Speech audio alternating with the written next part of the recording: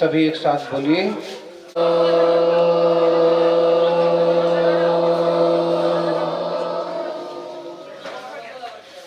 एक अच्छी सांस लेकर के और फिर लंबी देर तक ओ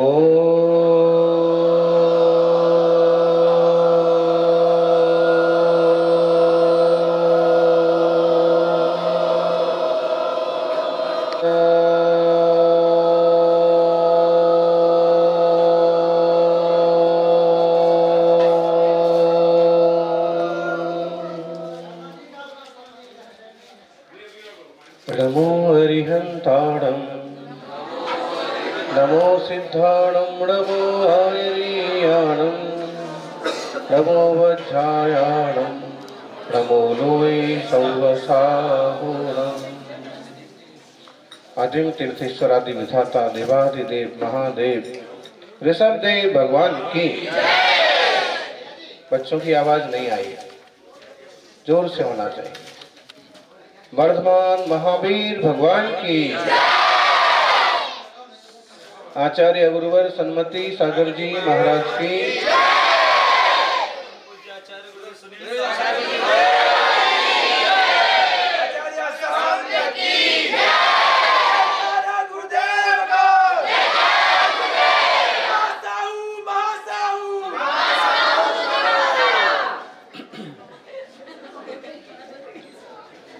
अभी आप सब विद्यार्थियों ने, गांव वालों ने ब्रह्मचारी जी को सुना। अच्छा, मांस मच्छी का त्याग किस किसने किया? कौन कौन करेगा? करना। जैसा देखो, जैसा खाए अन्न वैसा हो मन। शुद्ध खाओगे मन भी शुद्ध रहेगा।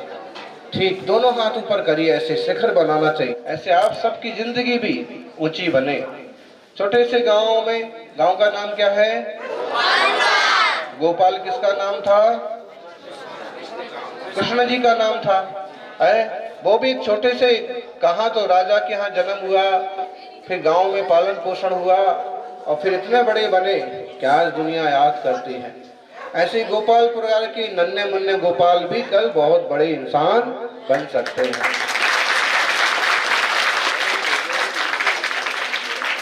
बस जरूरत है कि हमारे मन में दया हो। हम चींटी को भी जानबूझ के नहीं मारें।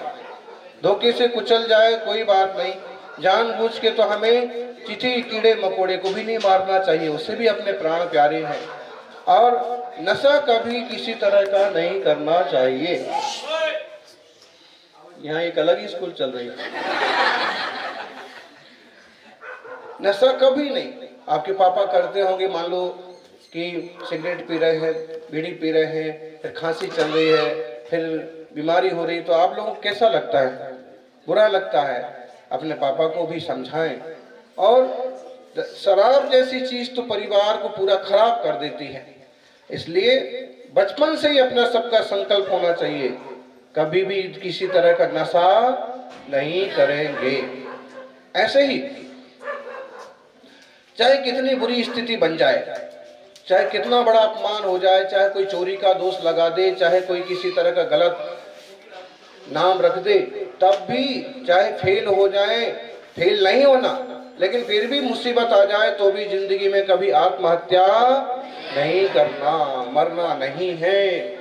जब आपो आप जिंदगी पूरी होगी तब का तब देखेंगे, लेकिन एक अच्छा जीवन जीने की कोशिश करना और कभी भी कुछ अच्छा करने का मौका मिलता है तो जरूर करना। देखो, देश की राष्ट्रपति कौन है? मुर्मुरा। किसको मालूम है? सबको मालूम है। आप बताओ। द्रौपदी मुर्मू। ये सही नाम, पूरा नाम आ गया। अब एक आपको ये नाम क्यों पूछा हमने?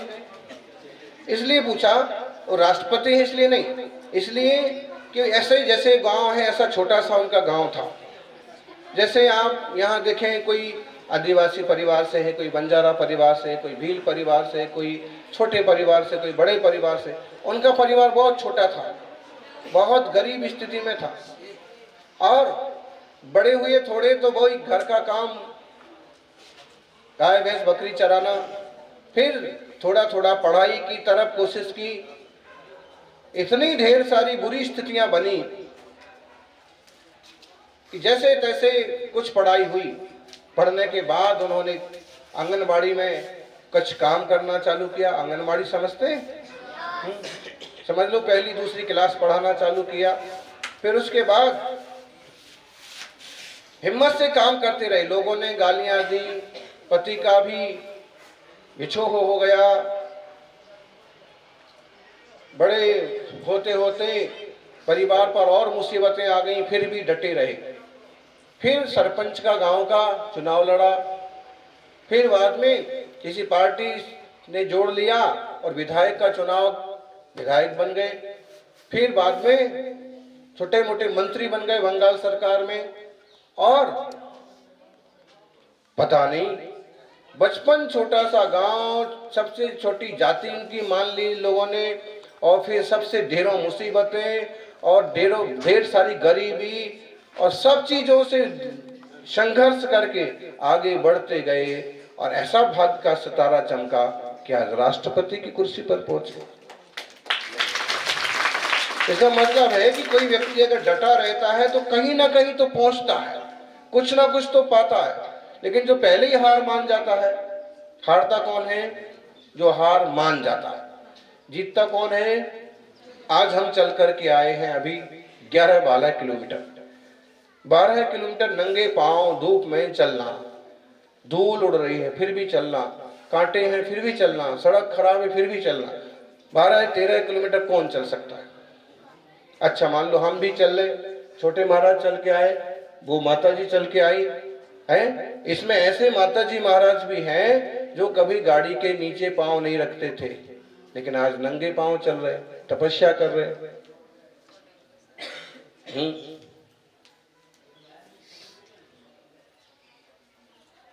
तो कैसे कर लिया ये?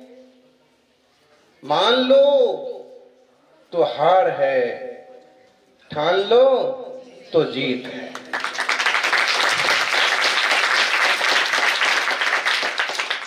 और ठान लिया है कि हमें ऐसे तपस्या करना है, का स्थिति कुछ भी हो हमें सही रास्ते चलते रहना है, हमें अहिंसा का, सत्य का, ब्रह्मचर्य का पूरी तरह से पालन करना है, कुछ भी परिग्रह नहीं रखना। इतनी बड़ी बड़ी गाड़ियां मुनि महाराज के आगे पीछे दौड़ती रहते हैं, लोग आते जाते रहते हैं, खूब बंधन करते हैं, लेकिन फिर भी महाराज जी किसी गाड़ी में बैठते हैं, उनका संकल्प है मुझे इस ढंग से तपस्या करना है। और ऐसे ही जिंदगी में आप भी किसी तरह के अच्छे अच्छे संकल्प करें, अच्छे रास्ते चलें, औरों का सहयोग करो। हमारे घर में 4 रोटी हैं और कोई भूखा आ गया तो हम उसमें से आधी रोटी उसे भी खिलाने की हिम्मत रखें। कोई पशु पंछी बार बार घर के चक्कर लगा रहा है, भूख के मारे दुबला हो रहा है, तो हमारे पास कुछ है तो थोड़ा बहुत उसको भी दे दो। क्यों? जीव तो सबके भीतर है।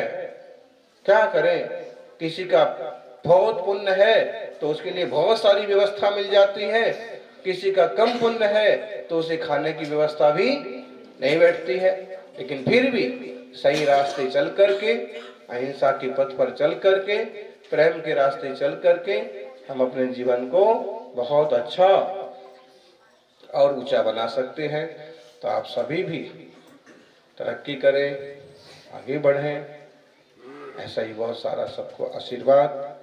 आज जिस सुबह से आज हमारा 5वां प्रवचन है, कौन सा? 5 तो आपके पीरियड भी नहीं होंगे। 5 गांव में 5 प्रवचन हो गए। सबसे पहले होमड़पुरम में छोटी सी सभा हुई, फिर उसके बाद खोड़न में 2 सभा हुई है, एक तो पहले और फिर दूसरी बंडर सीमेंट, नाम सुना? उसके मालिक आए तो फिर इसलिए वो एक आधे घंटे का, फिर उसके बाद सड़ेली, हरेड़ी, फिर सरेड़ी में भी प्रवचन हुआ और उसके बाद ये गोपालपुरा का प्रवचन हो गया। और एक स्कूल में और वो कर रहे थे सर लोग जबरदस्ती कि आप पधारो, पर खुड़न के बाहर बड़ा स्कूल था, तो फिर हमने कहा कि अभी हमको आगे जाना है, 12 किलोमीटर चलना है, तो नहीं गए वहाँ पर हमने 2 महाराज जी को भेजा। फिर आप लोग देखो कितना आप लोगों का अच्छा पुण्य है, थोड़े से बच्चे हैं, यहाँ तो 100 होंगे, वहाँ तो 500 थे, फिर भी वहाँ नहीं गए, और आप लोगों के लिए आज आप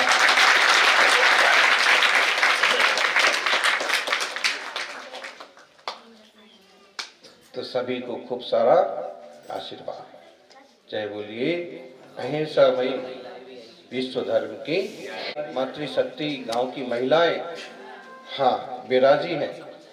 माँ में हमेशा माँ की ममता होती है। बच्चा किसी का भी हो, अगर रोता हो तो कोई भी माँ उसे गले लगाती है, उसे संभालती है। तो आपके गांव की माँ है, माताएं हैं, बड़े बुजुर्ग हैं, खुद के माँ बाप हैं, गुरुजन हैं, सबका यथा योग्य सम्मान करना चाहिए। किसी के साथ गाली गलौज या अपमान वाला काम नहीं करना।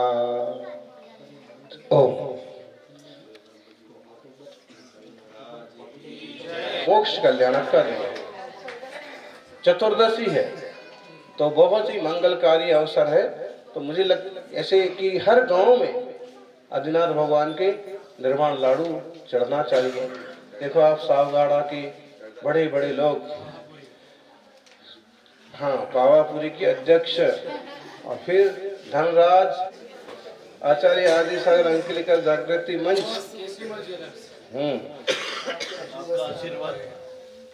आधे घंटे अच्छी बातचीत हुई। अब इतने बड़े बड़े लोग क्यों आते हैं?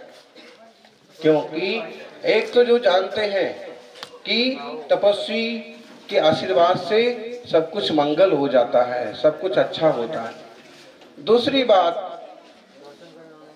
आपका समझ लो मोबाइल है, अगर वो डिस्चार्ज हो जाए तब क्या करोगे? रिचार्ज करेंगे ना, चार्ज करेंगे। जैसे मोबाइल डिस्चार्ज होता है और उसे चार्ज करते हैं तो वापस काम करने लगता है, ऐसी जिंदगी में कभी अपन डिस्चार्ज हो जाते हैं, रास्ता भटकते हैं, तो अच्छे सद्गुरुओं के पास जाने से वापस रिचार्ज हो जाते हैं। तो सभी लोग चार्ज होकर के रहिए आनंद से। हाँ, आज अशोक जी का आना हो गया, अशोक पाटिल, और आपके चरण पड़े गुरुदेव, सामने से आए। सब उनका सोचना थी, उनकी भावना थी बहुत दिन से। ये वो भी मतलब आप लोगों की तरह है, जैसे कुछ समय बीत जाए और दर्शन की हो गए है ना, तो फिर शुरुआत यहीं से कि बहुत